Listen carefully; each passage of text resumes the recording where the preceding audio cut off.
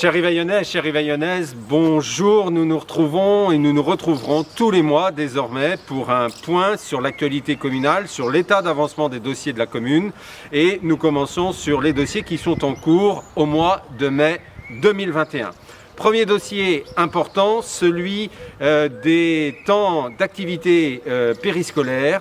Les deux écoles publiques, à la fois de Cheilly-sous-les-Ormeaux et de la commune déléguée de Saint-Florent-des-Bois, se sont mis d'accord. Ça a été le fruit d'une concertation organisée avec la municipalité pour cesser de travailler sur 4 jours et demi et de revenir à 4 jours. Cela va entraîner l'arrêt des TAP, des temps d'activité périscolaire, et la mise en place, dans le cadre du nouveau PEDT, du plan d'éducation de la commune sur les 3 prochaines années, eh bien, la mise en place de nouvelles activités, d'une école de sport et d'ateliers de travaux pour les enfants tournés vers l'art, la musique, la littérature, l'histoire, et sur des activités plus scientifiques, numériques, technologiques.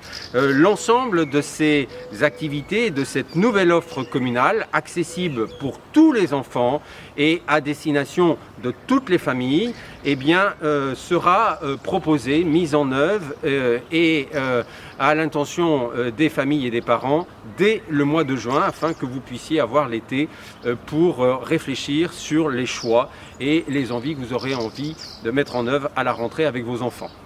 Deuxième sujet, c'est la validation par le conseil municipal des appels d'offres et donc de la mise en œuvre très concrète de la construction de la maison de santé pluridisciplinaire à Saint-Florent-des-Bois.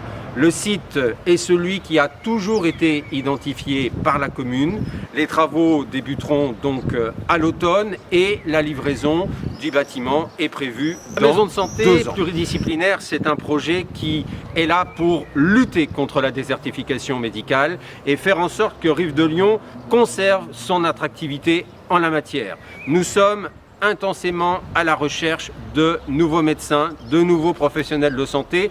Des contacts ont eu lieu avec des généralistes, avec des dentistes, et nous allons poursuivre ce travail avec les élus qui sont en charge, avec le conseil municipal qui a une attention toute particulière sur ce dossier. Autre point important de cette actualité du mois de mai 2021, c'est l'ouverture d'une 5e classe à l'école de la Vallée de Lyon, à Cheilly-sous-les-Ormeaux, à partir du mois de septembre 2021. Cette demande a été formulée par Madame la directrice académique, Madame Combe, la directrice académique de la Vendée, et le conseil municipal, la mairie, a à se prononcer sur la faisabilité technique.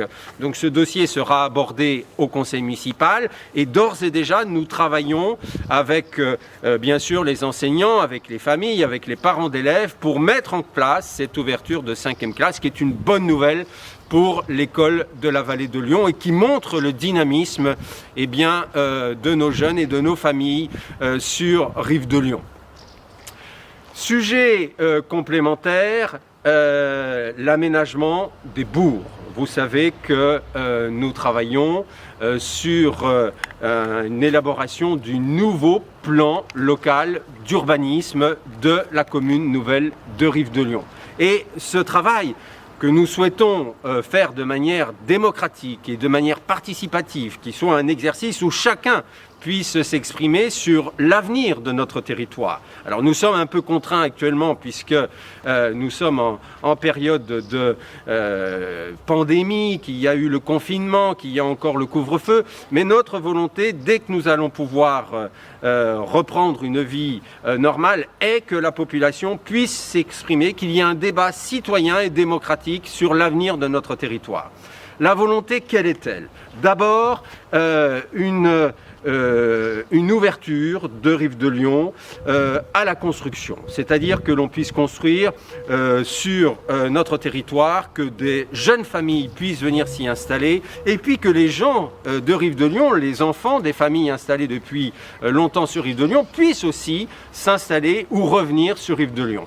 Alors, le débat va être ouvert pour de nouvelles zones de construction à la fois sur la commune déléguée de Saint-Florent et aussi sur la commune déléguée de Cheilly-sous-les-Ormeaux. et nous vous inviterons à participer tous à cette opération importante pour notre avenir. Un sujet qui est de préoccupation constante pour les élus, c'est aussi la propreté et l'amélioration des conditions de vie, du cadre de vie de l'ensemble des habitants de Rive-de-Lyon. Nous avons lancé un programme en étroite concertation avec les services municipaux, avec les services techniques qui s'investissent, et je salue au passage le responsable des services techniques, M. Bourron, qui donne beaucoup pour faire évoluer notre situation. Donc un certain nombre de travaux vont avoir lieu, notamment des travaux de nettoyage de la mairie de Saint-Florent-des-Bois, des murs autour de l'église de Chaillé-sous-les-Ormeaux et aussi des trottoirs devant les commerces de Saint-Florent-des-Bois. Cette volonté est évidemment d'améliorer les conditions au quotidien des Rivaillonnais et des usagers de la voie publique.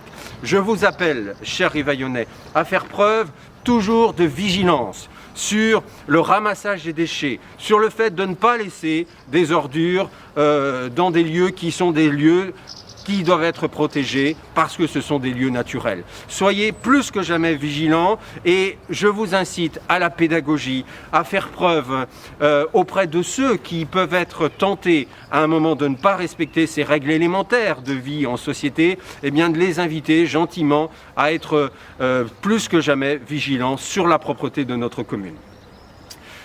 Dossier aussi important, c'est le lancement d'un écoquartier sur une zone qui est celle située sur la route du Tablier, en face des stades de foot de Saint-Florent-des-Bois.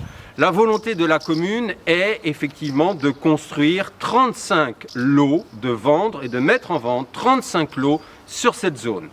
Ces 35 lots, avec une partie qui a vocation à favoriser la mixité sociale, ça ne doit absolument pas être un lieu qui serait simplement réservé à quelques privilégiés, c'est un lieu qui va être ouvert à tous, avec des logements sociaux, une politique sociale pour que chacun puisse y accéder, et une volonté de faire de ce lotissement, qui est une extension du Guy 2, eh bien de faire de ce lotissement un lieu modèle, un lieu de promotion de ce que nous souhaitons en termes de transition écologique. Donc les élus sont attelés à ce sujet, une commission générale va avoir lieu et l'ensemble du conseil municipal va réfléchir sur l'aménagement de cette zone. Le devenir du troisième stade de football à Saint-Florent-des-Bois, les questions de sécurité routière sur la route du Tablier. Nous sommes tous conscients qu'il y a une vitesse excessive et que les automobilistes doivent être contraints à circuler moins vite sur cet axe et que la construction de ce nouveau quartier, de cet quartier écologique, doit aussi permettre une amélioration des conditions de circulation et de sécurité routière sur ce lieu. C'est la même chose pour Chaillé-sous-les-Ormeaux, que ce soit sur la rue du Petit Moineau ou sur la rue des Artisans.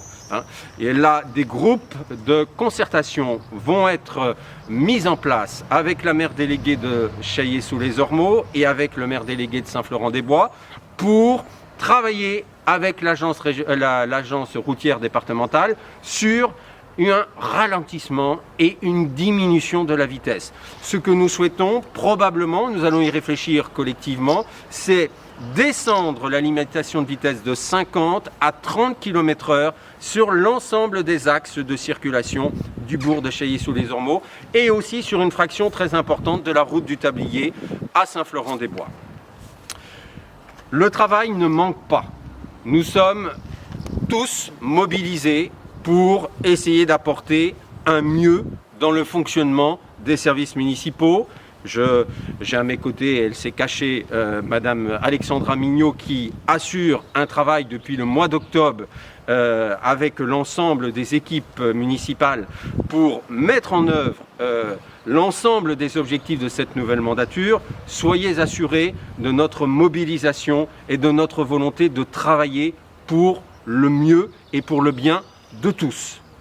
Je finirai en ayant une pensée en cette période d'épidémie grave, internationale, pour l'ensemble de nos acteurs économiques locaux, nos artisans, nos entrepreneurs, nos agriculteurs, nos commerçants. Nous sommes conscients que vous essayez dans cette période difficile de faire au mieux de votre capacité. Soyez assurés de notre soutien. Nous sommes à votre disposition pour vous soutenir si vous rencontrez des difficultés, vous mettre en relation avec les interlocuteurs qui sont de nature à apporter aide et assistance. J'ai en dernier lieu une pensée pour l'ensemble de notre tissu associatif, nos associations, les adhérents de toutes nos associations rivaillonnaises, nos associations sportives, culturelles et l'ensemble des associations d'une manière générale. Je sais que cette période est difficile, ne vous démobilisez pas. Nous sommes ici en cas de besoin pour vous soutenir. N'hésitez pas à prendre contact avec nous. Le maire est tous les samedis à la disposition de la population. Il suffit de prendre un rendez-vous au secrétariat de la mairie. Rivaillonnais, Rivaillonnaises, bon courage, bonne continuation. Le printemps est là. Je vous souhaite du soleil dans notre belle campagne, dans notre belle nature et aussi, bien sûr, dans vos cœurs. Bonne journée à vous.